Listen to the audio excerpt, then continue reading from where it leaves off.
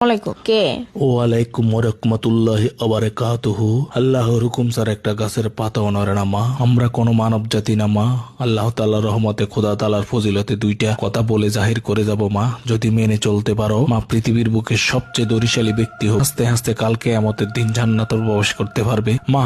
আল্লাহ পাক রব্বুল আলামিন তোমার প্রতি রহমত নাজিল করে দিয়েছে মা। তুমি যে বড় ভাগ্যবতী। মানব পৃথিবীতে মাটির তলকার পরে থাকা দানিত গোপনীয় সম্পদ তোমার 4 ইঞ্চি নসিবে দান করেছে মা। তুমি এই সম্পদগুলা পেতে হলে চারটি কাজ করিতে হবে মা। তুমি কি কাজগুলা করিতে পারিবা মা? হ্যাঁ বাবা, বলেন বলেন, আমি সব শর্ত পূরণ করতে পারবো, বলেন কি করব। তাহলে আমাদের ফিরের মাজারে তুমি 41টা জায়নামাজ, 41টা কোরআন শরীফ এবং 41টা মোমবাতি এবং 41টা তসবিহ দান করতে হবে মা। তুমি কি পারবে? হ্যাঁ বাবা, পারবো পারবো। কখন দিতে হবে? তাহলে তুমি আগামী দিন সকাল 7টার মধ্যে ওইগুলা কিনে দিতে হবে মা। ঠিক আছে বাবা, কিভাবে দিব বলেন। আচ্ছা ঠিক আছে মা, মাজারে খাদেমের বিকাশ নাম্বার দিয়ে দিচ্ছি। তুমি যেহেতু এগুলো এত স্বল্প সময়ে কিনে দিতে পারবা না,